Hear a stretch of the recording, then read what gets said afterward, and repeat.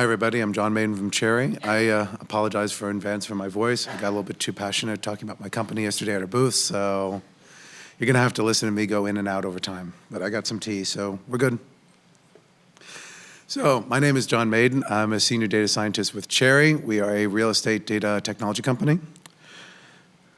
So I would like to quickly talk about what we do before we get into the business of knowledge graphs. So Cherre is a commercial real estate data company. We take data from multiple data sources. Where do they come from? So they're coming from public data sources. There's lots of great public data sources when it comes to commercial real estate. If you live in New York City, you should be proud of your city. There's lots of great data there. There's also some good national data available across the country. We take in third-party paid data sources. We also combine it with our customers' internal data. We put it through a data engineering pipeline. We transform it and then deliver it through a series of APIs. We have a couple of our great data engineers in the audience, so if you got questions later, I'm sure they can happily answer those. But the idea is that fundamentally we're a data company, so we're taking, and we specialize in commercial real estate data. So we take that data and we transform it and deliver it to customers. I probably should just make a quick distinction. So if you don't know the difference, commercial versus residential. Residential, you're buying a house. Commercial, you're buying a building, right? You're buying multifamily, or you're buying retail, or you're buying office space. So this is, in terms of data, in terms of information, in terms of business plans, retail is more like B2C, and commercial is going to be B2B. So larger ticket items, the data is going to be a little bit more contained, a little bit not as readily available compared to someone like Zillow. So we take this data and then we decide we're going to enhance it. We're going to take it and we're going to put it into a knowledge graph. We're going to take all the different data sources we need across multiple data sets, combine them together, and add and extract information and insights off of the data we can provide. So before we get into the details, I just want to take a step back and talk about knowledge graphs. I know this is becoming a more common topic in the industry, so first I do want to applaud your courage in coming to another talk about knowledge graphs. So what knowledge graphs are, and I'm going to go through a very simple definition. So being the smart person that I am, I Googled it first.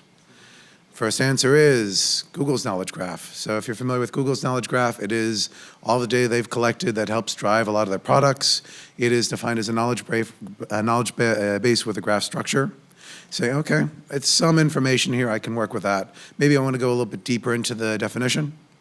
Okay, you go to Wikipedia. Wikipedia starts giving you a much, much more technical definition. I started seeing, once I saw ontology, I actually ran the other way. Just more than I wanted to handle. So luckily, I found a great article called WTF is a Knowledge Graph, just at my level of information. So why do you care about a knowledge graph? Why not just have all of your data in databases, right? That's traditionally how data is stored. So the power of a knowledge graph is this. It's very easy to visualize. Data is connected together via relationship, right? If you think about graphs work, you've got a node, you got an edge connects them. When you visualize this in terms of data, it's, for example, John Maiden is a speaker. John Maiden is connected to Data Council. He's a speaker at New York City, year 2019, in the Future Data Science track. Now, if you were to extrapolate this and say, okay, now I want to find for all the people who spoke at Data Council today, what other conference talks have they discussed at in the past year? Well, if you think about the traditional database approach, well, I'd have to take this, I'd have to get all their names, I'd have to take probably another table, maybe 2, 3 tables, join them together, do a couple of aggregations. Like the traditional database structure does not work well when we're trying to look at how data is connected, right? It's going to be separated across multiple tables. It's going to have people in one table. It's going to have companies in another. All of that's perfectly and well organized the way a traditional database works. But if you want to actually get insights from that, it's just not as well easily developed. So we like it because it's natural. It's easy to visualize how data is connected. And it is also easy to add more data, right? I don't have to worry about adding something to the people table or the company table or the conference table. I can just add more rows in my data and say this is a person connected to a conference. And the strength is it's traversable. So I can easily go from one connection to another connection to another connection. So the whole point of a knowledge graph is that we want to extract data from this, right? So we have to first say, okay, if I want to develop a knowledge graph, I have to think about what questions I'm trying to answer, right? So the questions I want to answer are related to commercial real estate. The first question that we're answering right now, and it's a very important one for our customers, is who is the property's true owner? Now, you would think, okay, I can look this up, right? If I have a phone book, I can say that, this is the person who lives at this address. This has got to be their, the owner most likely if they're not renting. When it comes to commercial real estate, it gets a little trickier. It almost became a little bit easier recently, but it's now become tricky again. So, for example, for most commercial properties, each building is owned for different reasons under a separate LLC. So I happen to work at 989 6th Avenue. Theoretically, the owner of 989 6th Avenue is 989 6th Avenue LLC. If they happen to own the building next door, it is 990 6th Avenue LLC. Very, very creative in the naming. So the question you want to ask is not who owns the building. You really care about is who owns 989 6th Avenue LLC. So an interesting side note, if you've been following New York City or New York State news, recently New York State, through the tax department, had made an issuance that all buildings had to contain the real name of the owner. So all properties had to be connected to some person that they could use for identifying ownership. They backtracked really quickly. So the commercial real estate industry pushed back very heavily, and they've now just said that it's for condos. So I think it's condos in New York State. You have to list who the true owner is. But otherwise, you can still have every separate building is going to be an LLC. But that also means that, whether that's for New York State or not, nationally, you're still going to have the same problem. And a lot of places are not going to have the same amount of in-depth data that New York State offers, or New York City specifically. So if you want to do this in New York State, you want to expand this nationally, you have to come up with some way that you can answer this question throughout all the different data sets you want to join together. Now, once you've extrapolated, so you've said property up to listed owner, up to true owner, you can now go back down and you say, okay, now that I know the true owner of this building, what other buildings have they bought? What other buildings have they bought and sold in the past 5 years? If you then also look at some of the data, a lot of mortgages, a lot of properties when they're transacted will list who the lender is. I can then go tangentially and say, okay, well, I can look at service providers and say, which lender has bought and sold a whole bunch of properties in New York City over the past year? Which of these properties has seen a huge amount of defaults, right? I can add additional insights that are just beyond properties, and anyone who's connected to them is theoretically information I can extract and use in this graph. Okay, so beyond getting basic information out of the data, the next thing that we care about is strategy. So now that I know what they've bought and sold in the past 5 years, I can say, well, do they have a strategy in this? Do they look at only small multifamily homes? Do they only invest in Queens? Do they only care about Tulsa, Oklahoma? Do they only ever work with this one lender? Do they only ever partner with this other company? Like, there's so much information of the connections and the history. This is all time-dependent knowledge graphs, so there's a lot of information that will change over time that you want to capture as the data expands as you gather more information. And then once you start gathering a graph, you can start thinking about graph structures. And then, you get excited, maybe start playing around with like Graph2Vec, take this and start building models. If you're familiar with residential real estate, if any of you own homes, the typical approach of how much a house is worth is they say, okay, well, let's look at some of your neighbors. If any of your neighbors have sold recently around you, you take that number and you average it, right? Similar houses, similar number of bathrooms, similar number of bedrooms. Average it, that's the value of your house. Buildings is a little bit harder because buildings aren't exactly standardized. There's no Levittown of building development. So finding exact matches are much harder, and it's still a very manual appraisal-based process. If you now have all of this data collected, all of all the components of a building, how they're all connected, the strategies of the companies that do the buying and selling, you can come up with more appropriate valuations. You can come up with good property comp models. There's a lot of interesting valuation metrics that can be built off of the data now that you've collected into a giant knowledge graph. Oops. So let's look at the actual data. So looking just for New York City. So just collecting all the data that we have for New York City turns out to be tens of millions of nodes, tens of millions of edges. It is a very, very large graph. It's not a very connected graph, right? Because people might be in some way, you'll see some clusters here, but it's also very distributed. This is me choosing one specific property and then looking at all first and secondary connections off that one node. Now, if you imagine how big this can get as it gets larger and larger,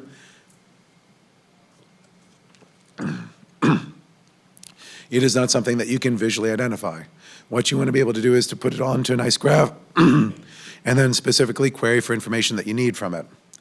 So how do we categorize our graph? So the properties, the objects that we put into the graph are things like people names, so properties first. So definitely all properties in New York City. So all the properties get their own type of node. Anyone who is a person who's connected to those properties also gets their own type of nodes. Corporations will get included. Contact information is also something that's its own node. So phone numbers, emails. So if you think about like how a graph could be structured, it's not like it's a property. Like a person doesn't have a phone number as a property. A person is connected to a phone number, which means that as you're building out your graph, if other people have that same phone number or other people have that same email address, you know how they're connected, right? So all of this information has equal footing in the knowledge graph. So it's the level of information of the attributes of each node are pretty minimal because most information connected to a node are nodes in themselves. So dialing this down, I'm actually taking this back to the original node. This is what we'd love a knowledge graph to look like, right? I should be able to say, this is my property. Here are the nodes connected to it. Obviously, this is how it should work. Specifically, this is a restaurant in the West Village. Luckily, or smartly, the family that owns the restaurant also happens to own the building. Good suggestion if you're in the restaurant business. So they happen to also own a couple of other restaurants. So the red node is the property. The blue nodes are some of the other corporations that they've created to own this property as well as their other restaurant properties. And then the orange nodes are family members that have been associated with these properties over the past, 30, 40 years. Not naming the restaurant, protecting the innocent. Probably a good place, haven't been there. So if you want to build a good knowledge graph, we started with, well, what do I want to answer? The next part is, well, how do I build it? I got to think about all the different types of data sources that go into, or I can, steal, obtain, hopefully not steal, obtain cleanly, pull in. No one heard that. Pull in all the possible potential data sources that we can have access to build a really powerful knowledge graph. So traditional commercial real estate picture, two people staring out into the distance. Everything looks clean, nice, new. It's all perfect. So how do we translate this into data? So this is all potential data we can obtain, specifically for New York City, but it can be extrapolated nationally. So all property transactions are done and stored in a database. So property A went from this party to this kind of party. You have the date, you have the amount it was sold for, you have the mortgage lenders associated with that, if there's any involved. All this is captured by the city.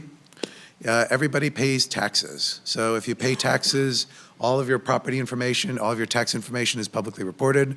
New York City gathers that. You can then find out how much New York City assessed your taxes at, what they think your market value is going to be, how much you've paid, how much you haven't paid. If you've got any exciting abatements, those all get pulled out. If you're listing building permits or any type of permit you're requesting from New York City, you're going to have a contact person, you're going to have a contact address, you're going to have a contact phone number. And also the city obviously is going to list all the properties that they currently own within the city.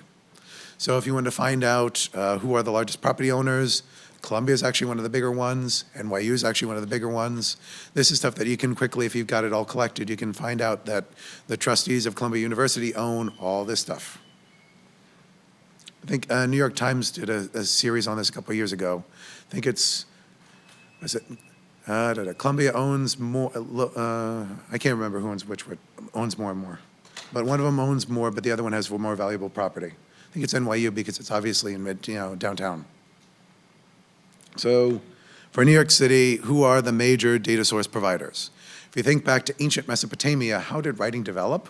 Writing developed for tax purposes, right?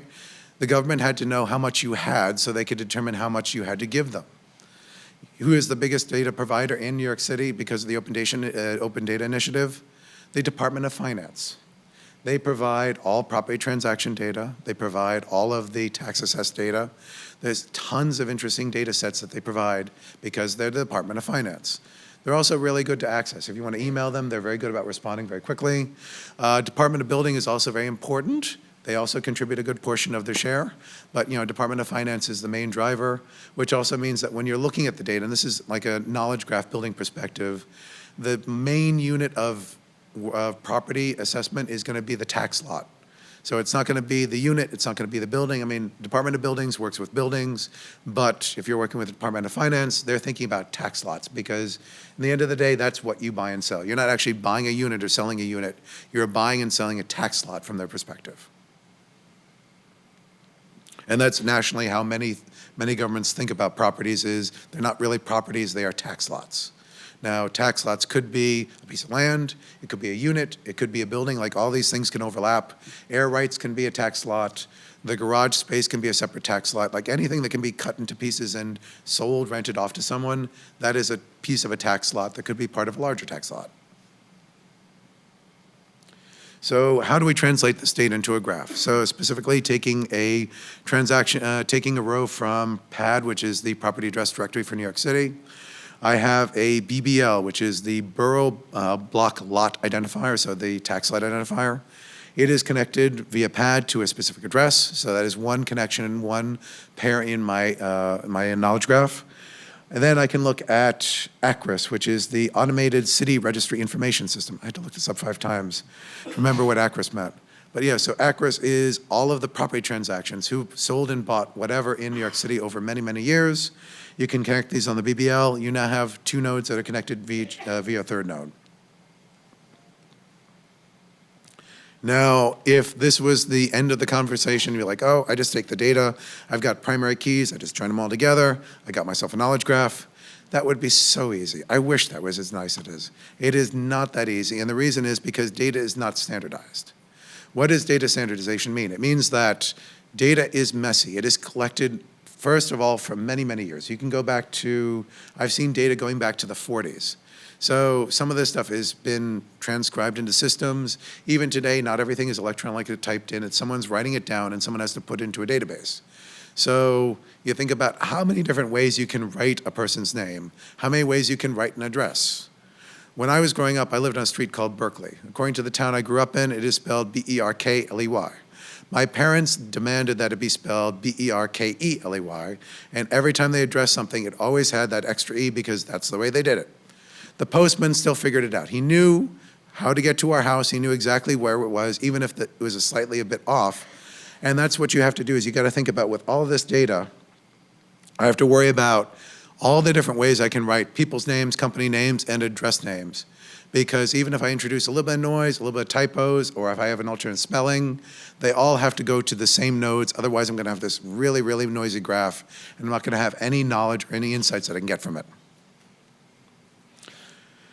So, people, corporation, standardization. So these are somewhat similar, but also distinct. You have to be able to identify that different sources of data will announce different names differently. So John W. Maiden has to also be mapped to Maiden, John, or Maiden, J. Categorization is important. So a lot of different data sets will try to categorize if they think it's a company versus a person. They're not always accurate. They do well on some certain circumstances, or if not. But you have to be also add your own spin to this. You have to say, personally, as I'm developing knowledge graph, when do I consider something to be a person versus a corporation? Because it's not always that distinct. A good example would be the irrevocable trust of John Maiden. In this case, I'm going to say it's a person because it's connected to John Maiden, the person. Now, I could have John Maiden LLC. That's going to distinctly be a corporation.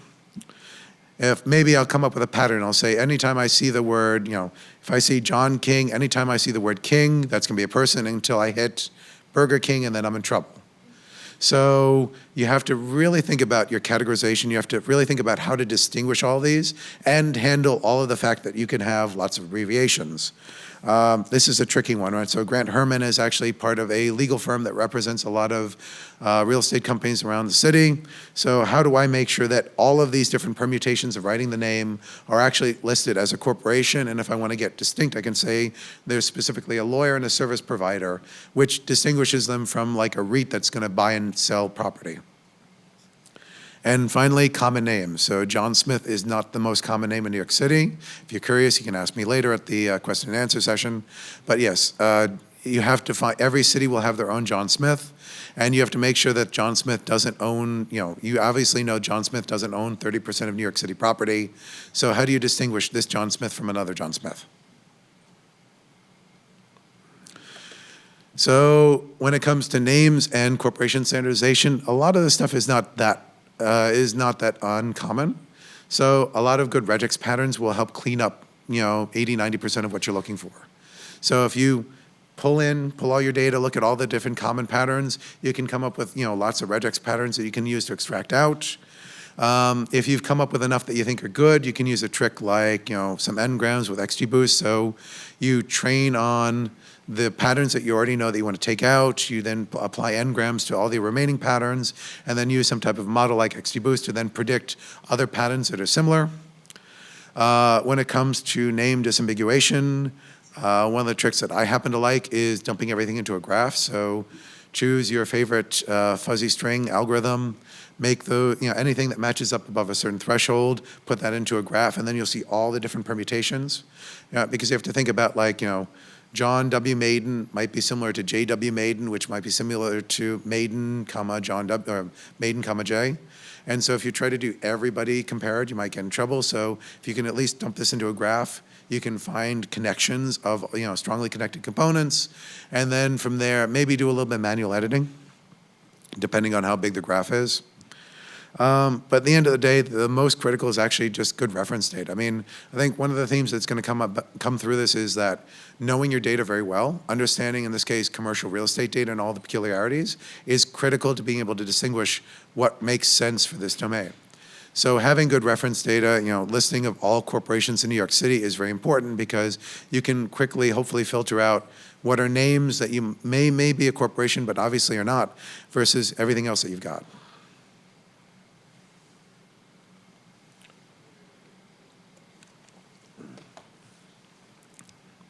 So this is the part where I'm going to jump into a little more detail. This is something where I've been spending a lot of time in the past few months working on, which is address standardization. Addresses are actually a little bit trickier because there's a lot more going on. There's a lot of words in addresses. Addresses have clearly identified components. So do people in corporations, but not as many as addresses. You can have lots of abbreviations and alternative names, like, yet again, 989 6th Avenue.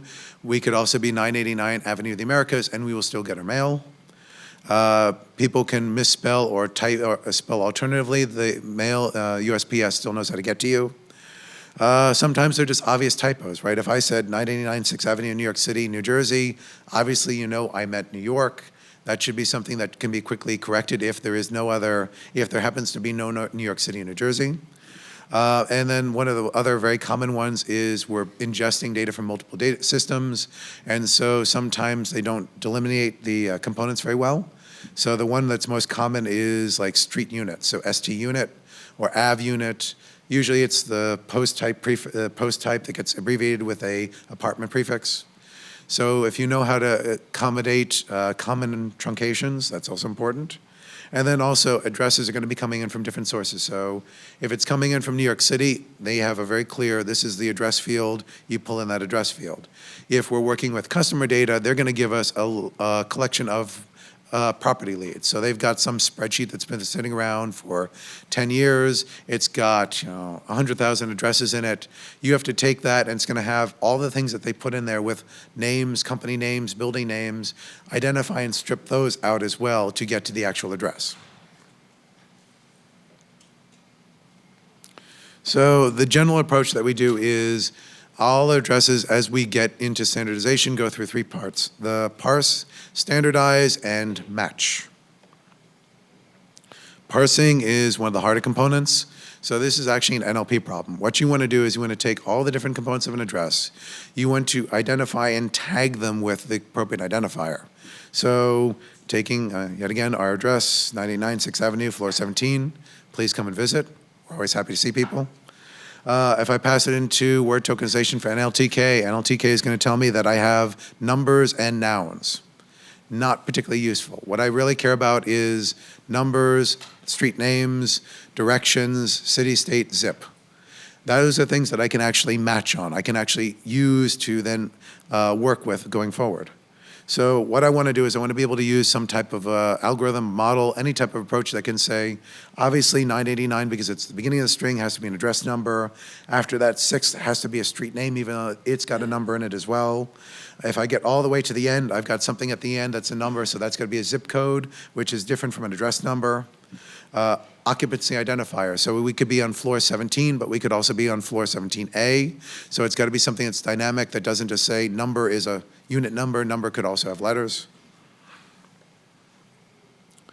The standardized component is once I've taken the string, broken it, and identified into my components, I then put it into some type of a business schema. So this is something that's actually kind of flexible. You as a company can determine like what's the best way you want to identify addresses. There are a couple of really good standards out there, but there's no one universal standard for how addresses should be matched. If you would like to be able to mail something, hopefully you'll match the USPS standard. But generally, it's taking your components and just saying that anytime I see FL, that's going to be a floor if it's identified as a unit identifier. NYC is going to go to New York, provided I identified it as a city. So I've already categorized everything, and once I've categorized it, I can quickly just do my substitutions. And parse was hard, standardize is easy, match is also very hard. So match can be hard because, yet again, you got lots of typos. Once I've gotten through parse and standardize, all I know is that this thing looks like an address. I don't know if this is a real address yet. I just know that by now, this is something that I can categorize as a dressy type of shape.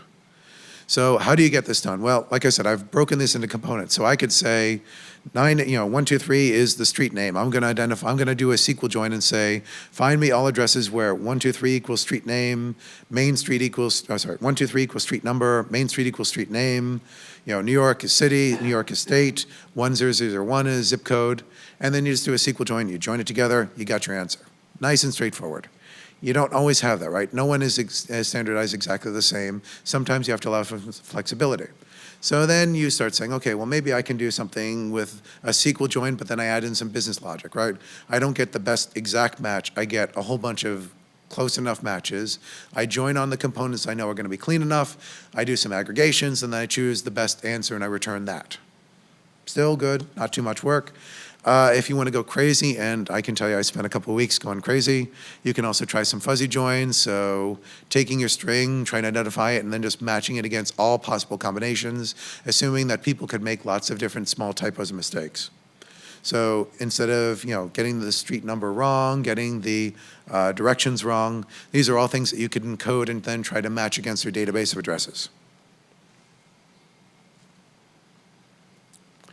So getting to the technical aspects of how we're doing this. On address standardization, so parsing, if you start doing some Google searches, which is how I started everything, always important to start data science with Google. So not an endorsement of Google. They're a good company though. So if you look at it, a lot of people say, oh, I've got these amazing regex scripts. I can identify any address that you want using regex. If you're using regex to identify addresses, you're probably working in a very limited domain. More power to you. I hope you have a great solution. We work with slightly messier data, so regex just doesn't help. You can talk about hidden Markov models are a big thing that people have used in the past. Our preference is conditional random fields because they're easier to train and it's easier to add features, and it's been working very well. I know someone also has open sourced a neural network approach for standardizing Australian addresses and US addresses. So there are a couple of different options out there that you can work with, you can train, you can develop, hopefully find something good. Standardize, like I said, is usually the easiest part because you've already identified your components. So this is standard regex, lookup tables, av goes to avenue, nice and easy. Yet again, demands business knowledge, so you have to be able to determine what's the schema for my address, is also what are my rules for how everything gets mapped and identified. And then matching is the last part, so you can do SQL joins if you have data is clean enough. I do a lot of user-defined aggregation functions. I'm a big Spark user, so a little bit of business logic, a little bit of joins, a little bit of business logic, a little bit of joins, go back and forth until you get the right result. And then other fuzzy joins. So that was, for example, like locality sensitive hashing. If you're willing to try things at scale and think you can boil the problem space down, I kind of recommend a cascade approach because there's a lot of addresses. Like for us, we've got actually billions of addresses on our address database. And so if you're trying to match all this against billions of addresses, you really only want This is levels of difficulty. Like the easy stuff, if you can match on a pure SQL join, go ahead. If you can do it with a little bit of aggregation, but you're still there, good. And then the really, really hard stuff, like because fuzzy join does take a lot of performance, that would probably be your third approach. But generally, you got to think of like easiest to hard approaches to get the data. So what are some of the lessons that we've learned while doing this? I am a big fan of understanding the data. So building one neural network that fits all, I just can't do it. I'm sure there's smarter people than I that can do it. I prefer to understand commercial real estate data better than others so that I can make sure that my model and my approaches fit that very well. Humans are very important in this conversation. We do have a lot of manual review. It has to be done at scale because we are processing millions of addresses. So finding smart ways to sample the data is also very important. So, being smart about looking through and determining what are your edge cases, what's working, what's not, and how is a customer going to view this, right? So as you're evaluating this, there's the idea of, are you evaluating your system for an internal user versus an external user? Because an internal user might have different uses or a different interest in how it's successful versus an external user. So you might have different sets of metrics to determine success. And also with data science, you have to live with ambiguity. You're going to get some addresses you're never going to get, but if you get most of the addresses most of the time, you're doing better than most. Thank you. And any questions? How are you validating your entity resolution? I'm sorry here? How are you validating your entity resolution? Well, we're looking at mainly, so obviously coverage is a big thing. So how many do we send in versus how many get out? There are a couple of different available solutions, so we're benchmarking against that. In the end, it's going to be human verification. So accuracy, just because we said we've matched it doesn't mean we're actually close. So, being smart about testing at scale.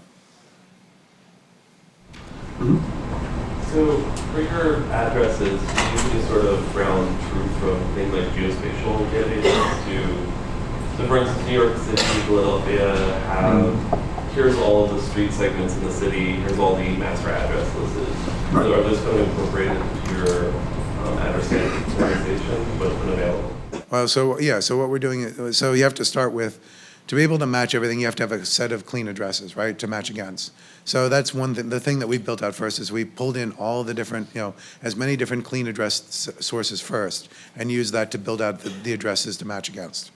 Does that answer your question? Yes. Okay, cool. Anyone else? What kind of algorithms do you use for fuzzy matching? Well, at the moment, basically locality-sensitive hashing. So I was using Spark a little bit. It was giving me some weird issues, so I tried to cook up something by myself.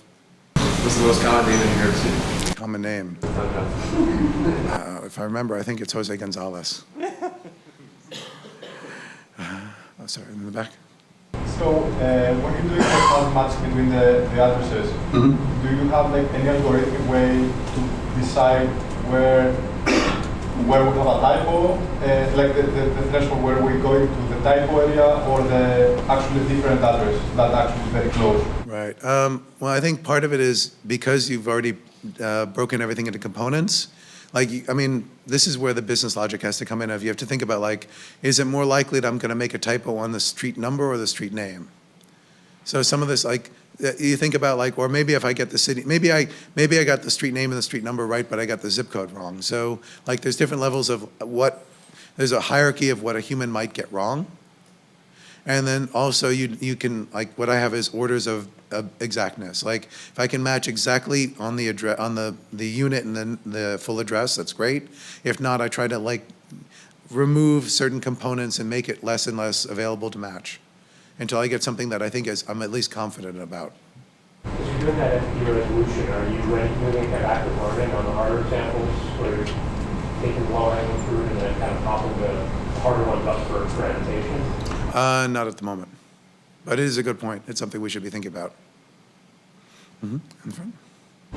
So are you guys doing stuff with I assume this is live, real estate appraisal, what are client use cases Oh yeah, so specifically for owner unmasking, it's brokers. So brokers want to be able to say, I found a building, I think it's beautiful, I've got a client that would love it, I need a contact number for someone in that building. right? So normally, if they know the building, they do, you know, unless you really know it well, you're not going to find out who it is. So it's at least for them to get an introduction so they can then work with potentially getting, helping their customers.